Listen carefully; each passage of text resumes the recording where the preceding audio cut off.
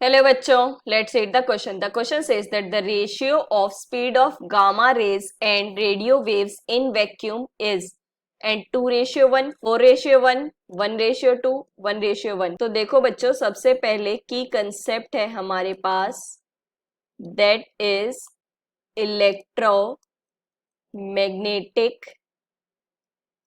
spectrum, vacuum.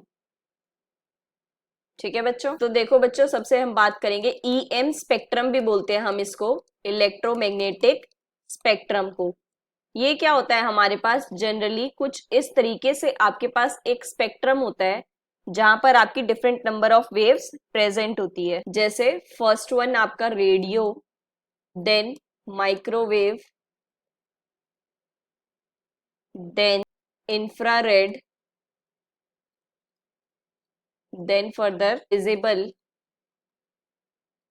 Then ultraviolet, and then X-ray, and at last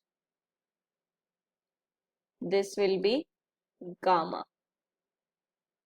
ठीक है बच्चों, ये रीजन होता है हमारे पास। ओके बच्चों, सो अब देखो, अगर हम बात करें वेवलेंथ की, तो वेवलेंथ यहाँ पर 10⁻³ मीटर, एंड दिस गामा के लिए हमारे पास होती है 10⁻⁻12 मीटर।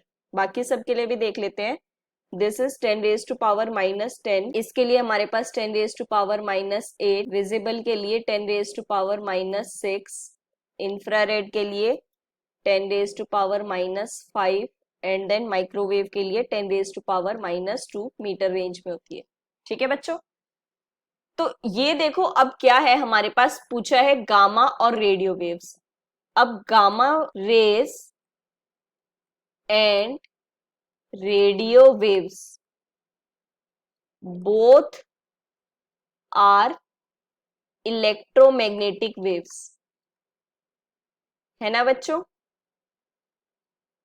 सो इनकी प्रॉपर्टीज जो होंगी इलेक्ट्रोमैग्नेटिक वेव्स की, वो सब क्या करेंगी, मैच करेंगी।